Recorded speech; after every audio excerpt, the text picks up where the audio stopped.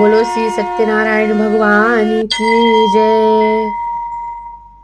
सच्चिदानंद रूपाय विष्णुपत्यादि Hathaway तापत्र विनाशाय श्री कृष्णाय वयं नमः।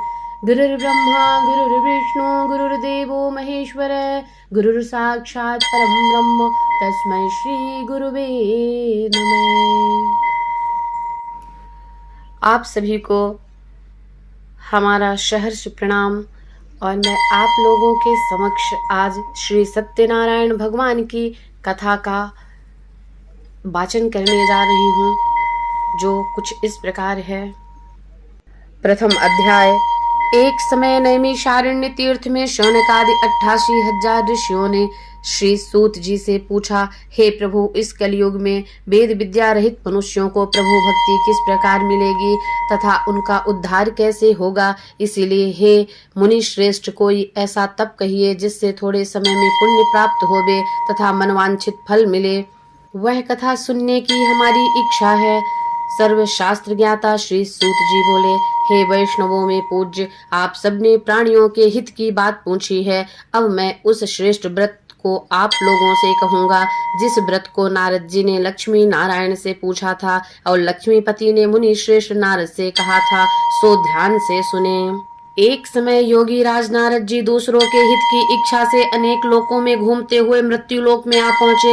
यहाँ अनेक योनियों में जन्मे हुए प्रायः सभी मनुष्यों को अपने कर्मों द्वारा अनेकों दुखों से पीड़ित देखकर सोचा, किस यत्न के करने से निश्चय ही प्राणियों के दुखों का नाश हो सकेगा। ऐसा मन में सोचकर विष्णु लोक को गए। वहाँ श्वेत वर्ण और 4 भुजाओं वाले देवों के ईश नारायण को देखकर, जिनके हाथों में शंख चक्र गदा और पद्म थे तथा वरमाला पहने हुए थे, स्तुति करने लगे। हे भगवान, आप अत्यंत शक्ति से संपन्न हैं। मन तथा वाणी भी आपको नहीं पा सकती। आपका आदि मध्य अंत नहीं है। निर्गुण स्वरूप सृष्टि के आदि भक्तों के दुखों को नष्ट करने वाले हो, आपको मेरा नमस्कार है। नारद जी ने इस प्रकार की स्तुति करके विष्णु भगवान से बोले। तब भगवान ने नारद जी से कहा, हे मुनि श्रेष्ठ, आपके मन में क्या है? आपका किस काम के लिए आगमन हुआ है? निसंकोच कहो। तब नारद मुनि बोले, मृत्युलोक में सब मनुष्य जो अनेक योनियों में पैदा हुए हैं, अपने अपने कर्मों के द्वारा अनेक प्रकार के दुखों से दुखी हो रहे हैं। हे नाथ, मुझ पर दया रखते हो तो बतलाइए कि उन मनुष्यों के सब दुख थोड़े से ही प्रयत्न से कैसे दूर हो सकते हैं। श्री भगवान जी बोले, हे नारद, मनुष्यों की भलाई के लिए तुमने बहुत अच्छी बात पूछी है। जिस काम के करने से मनुष्य मोह से छूट जाता है, वह मैं कहता हूँ, सुनो। बहुत पुण्य देने वाला स्वर्ग तथा मृत्यु लोक दोनों में दुर्लभ एक उत्तम व्रत है। आज मैं प्रेमवश होकर तुमसे कहता हूँ, श्री सत्यनारायण का यह व्रत अच्छी तरह विधि पूर्वक करके मनुष्य आयु पर्यंत यहाँ सुख भोग कर मरने पर मोक्ष को प्राप्त होता है। श्री भगवान के वचन सुनकर नारद मुनि बोले कि उस व्रत का फल क्या है, क्या विधान है और किसने यह व्रत किया है और किस दिन यह व्रत करना चाहिए, विस्तार से कहिए। भगवान बोले, दुख शोक आदि को दूर करने वाला, धन धान्य को बढ़ाने वाला, सौभाग्य तथा संतान को देने वाला, यह व्रत सब स्थानों पर विजयी कराने वाला है। भक्ति और श्रद्धा के साथ किसी भी दिन मनुष्य श्री सत्यनारायण की शाम के समय ब्राह्मणों और बंधुओं के साथ धर्म पारायण होकर पूजा करे। भक्ति भाव से नैवेद्य केले का फल, घी, दूध और गेहूं का चूर्ण या गेहूं की पंजीरी तथा गुड़ शक्कर लें और सब इकट्ठा करके भगवान को अर्पण कर देवें तथा बंधुओं सहित ब्राह्मणों को भोजन करावें। तत्पश्चात स्वयं भोजन करें। नृत्य गीत आदि का आचरण कर सत्यनारायण भगवान का स्मरण करता हुआ समय व्यतीत करें। इस तरह व्रत करने पर मनुष्यों की इच्छा निश्चय ही पूरी होती है। विशेषकर कलिकाल में भूमि पर यह मोक्ष का सरल उपाय है। बोलो श्री सत्यनारायण भगवान की जय। दूसरा अध्याय। श्री सत्यनारायण भगवान की जय। सूत जी बोले, हे ऋषियों, जिसने पहले समय में इस व्रत को किया है उसका इतिहास कहता हूँ, ध्यान से सुनो। सुंदर काशीपुरी नगरी में एक अत्यंत निर्धन ब्राह्मण रहता था। वह भूख और प्यास से बेचैन हुआ नित्य पृथ्वी पर घूमता था। ब्राह्मणों से प्रेम करने वाले भगवान ने ब्राह्मण को दुखी देखकर बूढ़े ब्राह्मण का रूप धर के उसके पास आकर उससे पूछे, हे विप्र, नित्य दुखी हुआ पृथ्वी पर क्यों घूमता है? हे श्रेष्ठ ब्राह्मण, यह सब मुझसे कहो, मैं सुनना चाहता हूँ। ब्राह्मण बोला, मैं निर्धन ब्राह्मण हूँ, भिक्षा के लिए पृथ्वी पर फिरता हूँ। हे भगवान, यदि आप इसका उपाय जानते हो तो कृपा कर कहो। वृद्ध ब्राह्मण बोला कि सत्यनारायण भगवान मनवांछित फल देने वाले हैं, इसीलिए हे ब्राह्मण तो उनका पूजन कर, जिसके करने से मनुष्य सब दुखों से मुक्त होता है। ब्राह्मण को व्रत का सारा विधान बतलाकर बूढ़े ब्राह्मण का रूप धरकर आने वाले श्री सत्यनारायण भगवान अंतर ध्यान हो गए। जिस व्रत को वृद्ध ब्राह्मण ने बतलाया है मैं उसको करूंगा, यह निश्चय करने पर उसे रात में नींद भी नहीं आई। वह सवेरे उठ सत्यनारायण के व्रत का निश्चय कर भिक्षा के लिए चला। उस दिन उसको भिक्षा में बहुत सा धन मिला, जिससे बंधु बांधवों के साथ उसने सत्यनारायण का व्रत किया। इस व्रत को करने से वह ब्राह्मण सब दुखों से छूटकर अनेक प्रकार की संपत्तियों से युक्त हुआ। उस समय से वह ब्राह्मण हर मास व्रत करने लगा। इस तरह सत्यनारायण भगवान के व्रत को जो करेगा वह सब पापों से छूटकर मोक्ष को प्राप्त होगा। आगे जो पृथ्वी पर सत्यनारायण का व्रत करेगा वह मनुष्य सब दुखों से छूट जाएगा। इस तरह नारद जी ने नारायण का कहा हुआ यह व्रत मैंने तुमसे कहा। हे विप्र, मैं अब और क्या कहूँ? ऋषि बोले, हे मुनीश्वर, संसार में इस ब्राह्मण से सुनकर किस किसने इस व्रत को किया, हम वह सब सुनना चाहते हैं। इसके लिए हमारे मन में श्रद्धा है। सूत जी बोले, हे मुनियों, जिस जिसने इस व्रत को किया है वह सब सुनो। एक समय ब्राह्मण धन और ऐश्वर्य के अनुसार बंधु बांधवों के साथ व्रत करने को तैयार हुआ। उसी समय एक लकड़ी बेचने वाला बूढ़ा आदमी आया और बाहर लकड़ियों को रखकर ब्राह्मण के मकान में गया। प्यास से दुखी लकड़हारा उनको व्रत करते देखकर ब्राह्मण को नमस्कार कर कहने लगा कि आप यह क्या कर रहे हैं और इसके करने से क्या फल मिलता है, कृपा करके मुझसे कहो। ब्राह्मण ने कहा, सब मनोकामनाओं को पूरा करने वाला यह सत्यनारायण भगवान का व्रत है, इसकी ही कृपा से मेरे यहाँ धन धान्य आदि की वृद्धि हुई है। ब्राह्मण से इस व्रत के बारे में जानकर लकड़हारा बहुत प्रसन्न हुआ। चरणामृत ले और प्रसाद खाने के बाद अपने घर को गया। लकड़हारे ने अपने मन में इस प्रकार का संकल्प किया कि आज ग्राम में लकड़ी बेचने से जो धन मिलेगा उसी से सत्यनारायण देव का उत्तम व्रत करूंगा। यह मन में विचार कर वह बूढ़ा आदमी लकड़ियां अपने सिर पर रखकर जिस नगर में धनवान लोग रहते थे वह ऐसे सुंदर नगर में गया। उस रोज वहां पर उसे उन लकड़ियों का दाम पहले दिनों से चौगुना मिला। तब वह बूढ़ा लकड़हारा दाम ले और अति प्रसन्न होकर पक्के केले की फली, शक्कर, घी, दूध, दही और गेहूं की पंजीरी सत्यनारायण भगवान के व्रत की कुल सामग्रियों को लेकर अपने घर गया। फिर उसने अपने भाइयों को बुलाकर विधि के साथ भगवान जी का पूजन और व्रत किया। उस व्रत के प्रभाव से वह बूढ़ा लकड़हारा धन, पुत्र आदि से युक्त हुआ और संसार के समस्त सुख भोग कर वैकुंठ को चला गया। बोलो श्री सत्यनारायण भगवान की जय। तीसरा अध्याय। बोलो श्री सत्यनारायण भगवान की जय। सूत जी बोले, हे श्रेष्ठ मुनियों, अब आगे की कथा कहता हूँ सुनो। पहले समय में उल्कामुख नाम का एक बुद्धिमान राजा था। वह सत्यवक्ता और जितेंद्रिय था। प्रतिदिन देवस्थानों पर जाता तथा गरीबों को धन देकर उनके कष्ट दूर करता था। उसकी पत्नी कमल के समान मुख वाली और सती साध्वी थी। भद्रशिला नदी के तट पर उन दोनों ने श्री सत्यनारायण का व्रत किया। उस समय में वहां एक साधु वैश्य आया। उसके पास व्यापार के लिए बहुत सा धन था। वह नाव को किनारे पर ठहराकर राजा के पास आ गया और राजा को व्रत करते हुए देखकर विनय के साथ पूछने लगा, हे राजन, भक्ति युक्त चित्त से यह आप क्या कर रहे हैं? मेरी सुनने की इच्छा है, सो आप यह मुझे बताइए। राजा बोला, हे साधु, अपने बांधवों के साथ पुत्र आदि की प्राप्ति के लिए महाशक्तिवान सत्यनारायण भगवान का व्रत व पूजन किया जा रहा है। राजा के वचन सुनकर साधु आदर से बोला, हे राजन, मुझको इसका सब विधान कहो, मैं भी आपके कथनानुसार इस व्रत को करूंगा। मेरे भी कोई संतान नहीं है और इससे निश्चय ही होगी। राजा से सब विधान सुन व्यापार से निवृत्त हो वह आनंद के साथ घर गया। साधु ने अपनी स्त्री से संतान देने वाले उस व्रत का समाचार सुनाया और कहा कि जब मेरे संतान होगी तब मैं इस व्रत को करूंगा। साधु ने ऐसे वचन अपनी स्त्री लीलावती से कहे। एक दिन उसकी स्त्री लीलावती पति के साथ आनंदित हो सांसारिक धर्म में प्रवृत्त होकर सत्यनारायण भगवान की कृपा से गर्भवती हो गई तथा 9वां महीना बीत जाने के बाद उसके गर्भ से एक सुंदर कन्या का जन्म हुआ। दिनों दिन वह इस तरह बढ़ने लगी जैसे शुक्ल पक्ष का चंद्रमा बढ़ता है। कन्या का नाम कलावती रखा गया।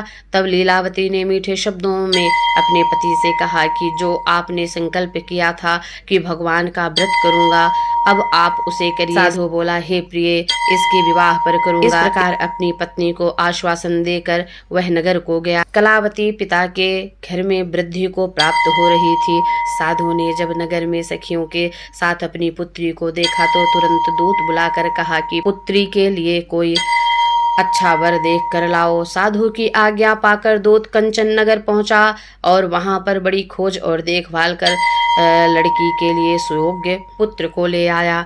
उस सुयोग्य लड़के को देखकर साधु ने अपने बंधु बांधवों सहित प्रसन्नचित्त अपनी पुत्री का विवाह उसके साथ कर दिया। किंतु दुर्भाग्य से विवाह के समय भी उस व्रत को करना भूल गया। तब श्री भगवान क्रोधित हो गए और श्राप दिया कि तुम्हें दारुण दुख प्राप्त होगा। अपने कार्य में कुशल साधु बनिया जामाता सहित समुद्र के समीप स्थित रत्नपुर नगर में गया और वहां दोनों ससुर जमाई चंद्रकेतु राजा के उस नगर में व्यापार करने लगे। एक रोज भगवान सत्यनारायण की माया से प्रेरित कोई चोर राजा का धन चुरा कर भागा जा रहा था, किंतु राजा के दूतों को आता देखकर चोर ने घबराकर भागते हुए राजा के धन को वहीं चुपचाप रख दिया जहां वो ससुर जमाई ठहरे हुए थे। जब दूतों ने उस साधु वैश्य के पास जाकर के धन को रखा देखा तो वे दोनों को बांध कर ले गए और प्रसन्नता से दौड़ते हुए राजा के समीप जाकर बोले, यह 2 चोर हम पकड़ कर लाए हैं, देखकर आज्ञा दे। अब राजा की आज्ञा से उनको कठोर कारावास में डाल दिया गया। उनका सब धन छीन लिया। सत्यनारायण भगवान के श्राप द्वारा उनकी पत्नी भी घर पर बहुत दुखी हुई और घर पर जो धन रखा था चोर चुरा कर ले गए। शारीरिक व मानसिक पीड़ा तथा भूख प्यास से अति दुखित हो अन्न की चिंता में कलावती एक ब्राह्मण के घर गई। वहां उसने सत्यनारायण भगवान का व्रत होते देखा। फिर कथा सुनी तथा प्रसाद ग्रहण कर रात को घर आई। माता ने कलावती से कहा, हे पुत्री, अब तक कहाँ रही व तेरे मन में क्या है? कलावती बोली, हे माता, मैंने एक ब्राह्मण के घर श्री सत्यनारायण भगवान का व्रत देखा है। कन्या के वचन सुनकर लीलावती भगवान के पूजन की तैयारी करने लगी। लीलावती ने परिवार और बंधुओं सहित श्री सत्यनारायण भगवान का पूजन किया और वर मांगा कि मेरे पति और दामाद शीघ्र आ जावें। साथ ही प्रार्थना की कि हम सबका अपराध क्षमा करो। सत्यनारायण भगवान इस व्रत से संतुष्ट हो गए और राजा चंद्रकेतु को स्वप्न में दर्शन देकर कहा, हे राजन, दोनों वैश्यों को प्रातः ही छोड़ दो और उनका सब धन जो तुमने ग्रहण किया है दे दो, नहीं तो मैं तेरा धन, राज्य, पुत्र आदि सब नष्ट कर दूंगा। राजा से ऐसे वचन कहकर भगवान अंतर ध्यान हो गए। प्रातःकाल राजा चंद्रकेतु ने सभा में अपना स्वप्न सुनाया। फिर दोनों वणिक पुत्रों को कैद से मुक्त कर सभा में बुलाया। दोनों ने आते ही राजा को नमस्कार किया। राजा मीठे वचनों से बोला, हे महानुभावों, भावी वश ऐसा कठिन दुख प्राप्त हुआ है, अब तुम्हें कोई भय नहीं है। ऐसा कहकर राजा ने उनको नए नए वस्त्राभूषण पहनाए तथा उनका जितना धन लिया था दुगना धन देकर आदर सहित विदा किया। दोनों वैश्य अपने घर को चल दिए। बोलो श्री सत्यनारायण भगवान की जय। चौथा अध्याय। श्री सत्यनारायण भगवान की जय। सूत जी बोले, वैश्य ने मंगलाचरण करके यात्रा प्रारंभ की और अपने नगर को चला। उनके थोड़ी दूर निकलने पर दंडी वेशधारी सत्यनारायण ने उनसे पूछा, हे साधो, तेरी नाव में क्या है? अभिमानी वणिक हंसता हुआ बोला, हे दंडी, आप क्यों पूछते हो? क्या धन लेने की इच्छा है? मेरी नाव में तो बेल पत्ते और फल फूल हैं। वैश्य का कठोर वचन सुनकर भगवान ने कहा, तुम्हारा वचन सत्य हो। दंडी ऐसा कहकर वहां से दूर चले गए और कुछ दूर जाकर समुद्र के किनारे बैठ गए। दंडी के जाने पर वैश्य ने नित्य क्रिया करने के बाद नाव को ऊंची उठी देखकर अचंभा किया और नाव में बेल पत्ते आदि देखकर मूर्छित हो जमीन पर गिर पड़ा। फिर मूर्छा खुलने पर अत्यंत शोक प्रकट करने लगा। तब उसका दामाद बोला कि आप शोक ना करें, यह दंडी का श्राप है, अतः उनकी शरण में चलना चाहिए, तभी हमारी मनोकामना पूरी होगी। दामाद के वचन सुनकर दंडी के पास पहुंचे और अत्यंत भक्ति भाव से नमस्कार करके बोला, मैंने जो आपसे असत्य वचन कहे थे उनको क्षमा करिए। ऐसा कहकर शोकातुर हो रोने लगा। तब दंडी भगवान बोले, हे वणिक पुत्र, मेरी आज्ञा से बार बार तुम्हें दुख प्राप्त हुआ है, तू मेरी पूजा से विमुख हुआ। साधु बोला, हे भगवान, आपकी माया से मोहित ब्रह्मा आदि भी आपके रूप को नहीं जानते, तब मैं अज्ञानी कैसे जान सकता हूँ? आप प्रसन्न होइए, मैं सामर्थ्य के अनुसार आपकी पूजा करूंगा। मेरी रक्षा करो और पहले के समान नौका में धन भर दो। उसके भक्ति युक्त वचन सुनकर भगवान प्रसन्न हो उसकी इच्छानुसार वर देकर अंतर्ध्यान हो गए। तब उन्होंने नाव पर आकर देखा कि नाव धन से परिपूर्ण है। फिर वह भगवान सत्यनारायण का पूजन कर साथियों सहित अपने नगर को चला। अब अपने नगर के निकट पहुंचा, तब दूत को घर भेजा। दूत ने साधु के घर जाकर उसकी स्त्री को नमस्कार कर कहा कि साधु अपने दामाद सहित इस नगर के समीप आ गए हैं। ऐसा वचन सुन साधु की स्त्री ने बड़े हर्ष के साथ नारायण भगवान का पूजन कर पुत्री से कहा, मैं अपने पति के दर्शन को जाती हूँ, तो कार्य पूर्ण कर शीघ्र आ। माता के ऐसे वचन सुनकर कलावती प्रसाद छोड़कर पति के पास आ गई। प्रसाद की अवज्ञा के कारण सत्यदेव रुष्ट हो गए। उसके पति को नाव सहित पानी में डुबो दिया। कलावती अपने पति को ना देखकर रोती हुई जमीन पर गिर गई। इस तरह नौका को डूबा हुआ तथा कन्या को रोता देख साधु दुखित हुआ बोला, हे प्रभु, मुझसे या मेरे परिवार से जो भूल हुई है उसे क्षमा करिए। उसके दीन वचन सुनकर सत्यदेव भगवान प्रसन्न हो गए और आकाशवाणी हुई, हे साधु, तेरी कन्या मेरे प्रसाद को छोड़कर आई है, इसीलिए इसका पति अदृश्य हुआ है। यदि वह घर जाकर प्रसाद खाकर लौटे तो इसे पति अवश्य मिलेगा। ऐसी आकाशवाणी सुनकर कलावती ने घर पहुंचकर प्रसाद खाया, फिर आकर पति के दर्शन किए। तत्पश्चात साधु ने बंधु बांधवों सहित सत्यदेव का विधि पूर्वक पूजन किया। उस दिन से वह पूर्णिमा को सत्यनारायण का पूजन करने लगा। फिर इस लोक के सुख भोग कर अंत में स्वर्ग लोक को गया। बोलो श्री सत्यनारायण भगवान की जय। बोलो श्री सत्यनारायण भगवान की जय। 5वां अध्याय। सूत जी बोले, हे ऋषियों, मैं और भी कथा कहता हूँ, सुनो। प्रजापालन में लीन तुंगध्वज नाम का एक राजा था। उसने भी भगवान का प्रसाद त्याग कर बहुत दुख पाया। एक समय वन में जाकर वन्य पशुओं को मारकर बड़ के पेड़ के नीचे आया। वहां उसने ग्वालों को भक्ति भाव से बांधवों सहित सत्यनारायण जी का पूजन करते देखा। राजा देखकर भी अभिमानवश वहां नहीं गया और न ही नमस्कार किया। जब ग्वालों ने भगवान का प्रसाद उसके सामने रखा तो वह प्रसाद को त्याग कर अपनी सुंदर नगरी को चला। वहीं उसने अपना सब कुछ नष्ट पाया तो वह जान गया कि यह सब भगवान ने किया है। तब वह विश्वास कर ग्वालों के समीप गया और विधि पूर्वक पूजन कर वा प्रसाद लिया तो सत्यदेव की कृपा से पहले जैसा था वैसा ही हो गया।